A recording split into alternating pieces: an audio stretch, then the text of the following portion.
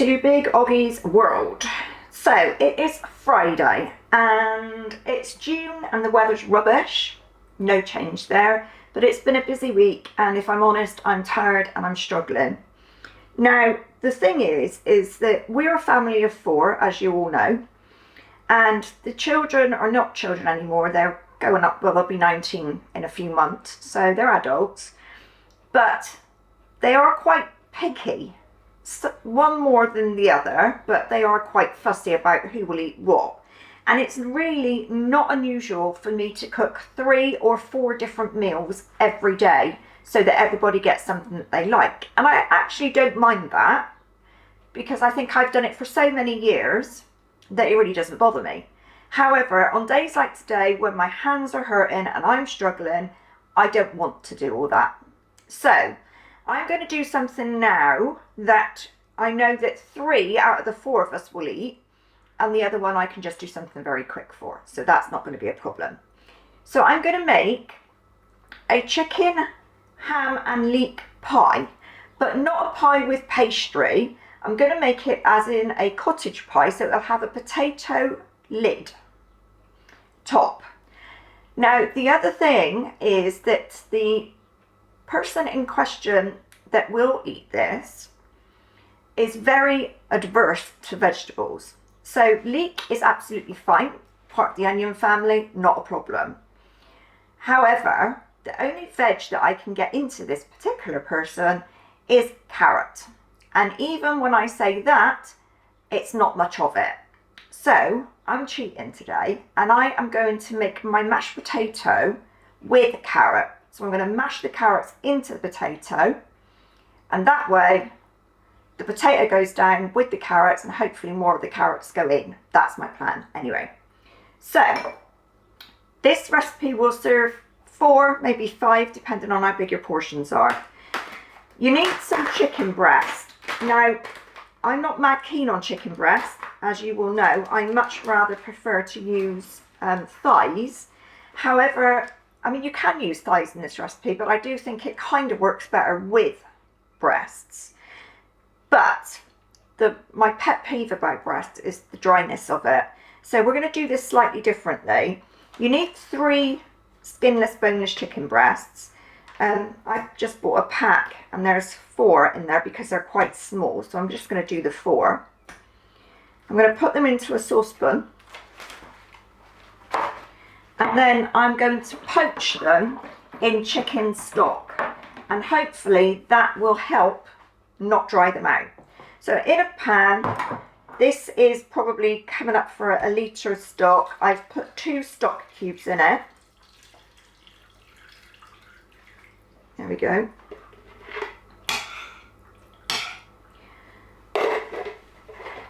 I'm going to put that onto the hob, and once it comes to sort of a good nice simmer, like a sort of a bubbling simmer, if that makes sense. Not a boil, I don't want it boiling, but a decent simmer that it's moving.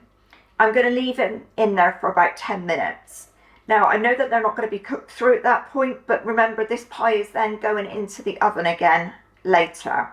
And once we've cooked the breasts, although we're leaving them in one piece now, we're going to obviously cut them into chunks. So when they go into the oven, you've no worry about the chicken being cooked properly. But if you cook it to death now, you're going to really, it will dry out regardless if you do overcook it at this stage. So bring it to a simmer on the hob and then leave it for 10 minutes. Do not take or don't throw away the liquor that you're poaching this in. We need 250 millilitres of it to make our sauce. Okay, so let's get this on and then we'll do stage 2. Okay, so stage 2. John will put all the ingredients below as he always does, so don't worry about that. So the next stage is you need to take 25 grams of your total butter allowance and put it into a pan to melt. Okay, once your butter is melted, you are going to add in your leeks. And there's 2 leeks here. Not massive ones, sort of 2 skinny-ish leeks. And then there you go. And we're going to cook these for a few minutes just until they start softening. We're not going, again, not going for caramelization or anything like that. We just want to soften our leeks down. So I will crack on with that and be back when I've done it. Okay, so my leeks are nice and soft now. And so I'm now going to add 2 cloves of garlic, which I've crushed.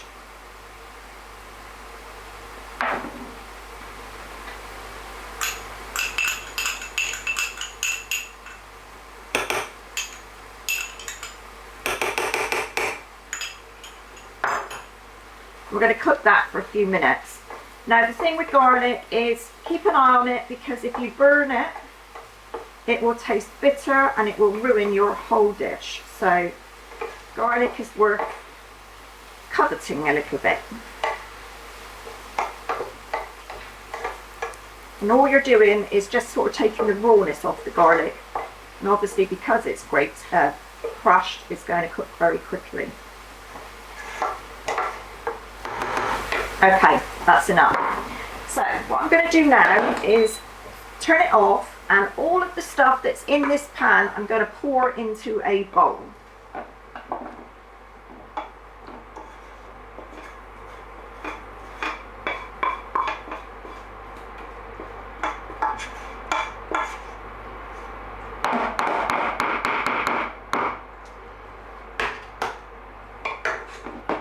Leave it to one side.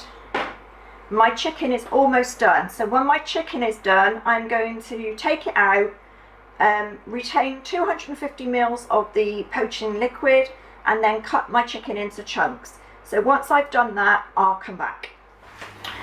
Okay, next step is the sauce. So in the pan that you've cooked your leeks and garlic, add the remaining amount of your butter and get that melted. Behind me you can see I've got a pan on of my potatoes, and save the washing up, guys. You're going to mash the carrot and potato together, so I've bunged the carrots in as well. But you need to make sure they're kind of like a similar thickness, so don't put like massive chunks of carrot in. Cut them sort of the same as you would a potato. So I'm going to melt this. So as soon as your butter is melted, you're going to go in with your flour. It's just plain flour, and it just goes straight in. And then you're going to stir it around in the butter, and we're going to cook it for a minute or so, just to take off that raw floury taste. Try and sort of squash any big chunky lumps that you can see, but you shouldn't need to worry too much about it this minute. Don't have your pan too hot or you will burn it, and that's not good either. So now what we're going to do is we're going to gradually add our cooking liquor, little bits at a time, and give it a good mix in between.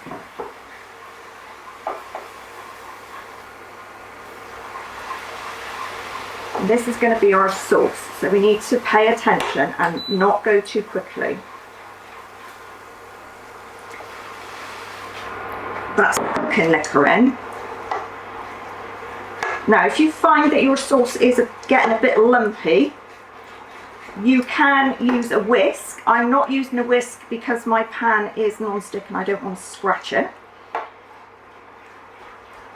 But you usually find that if you just take your time, like I said, don't have the heat on too high and just keep mixing, you can mix it and the lumps will come away.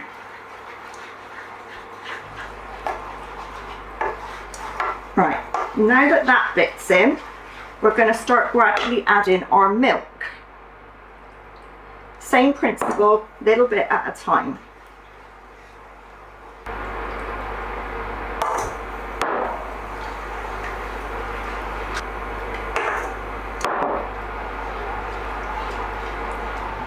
Now, before I add the rest of my milk, I'm going to add a little bit of white wine, just because it's left from a recipe that we did the other day. You can use like 2 to 3 tablespoons. So I'm just going to add a little bit, just for the taste. But if you don't want to add wine, you don't have to. There's plenty of liquid within this to be able to make your sauce without the wine. It's just that we had it left and I just thought, well, why not? Now this, obviously, this sauce, it needs to be sort of a coating consistency. You don't want it thick because obviously we need to mix in our chicken and ham and the leeks and everything. So you kind of want it so that it will coat the back of the spoon. So it's not too runny, not too thick, just about perfectly right.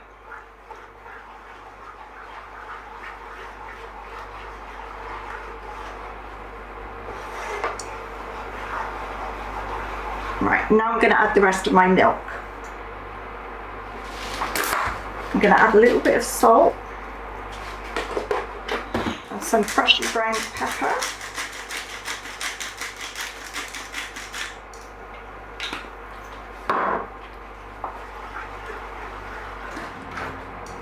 This spoon, as you can see, it coats the back of the spoon, but I think it's a bit thick still. So I've got a little bit more wine I'm going to add. If you think yours is still a little bit thick and you're not adding wine, you can add a little bit extra of the cooking liquor. That would be fine.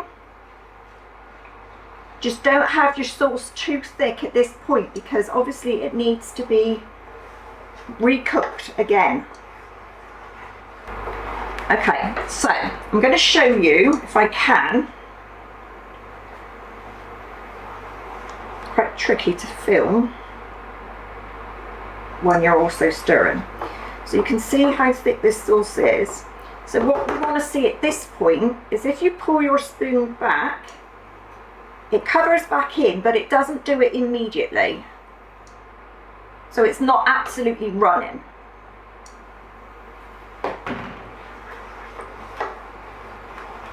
So we're now going to take this off of the heat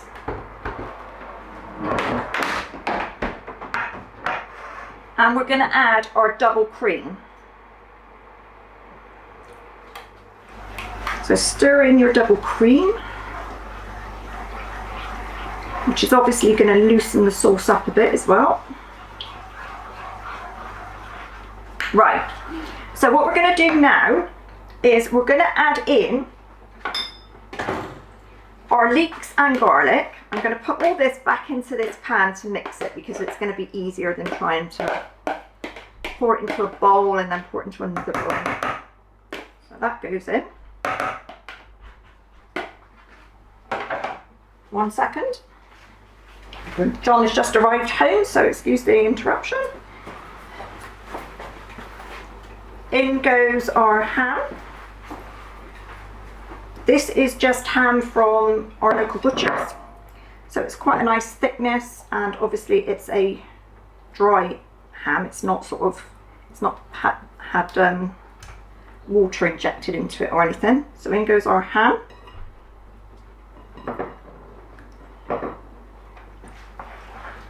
And last of all, in goes our chicken.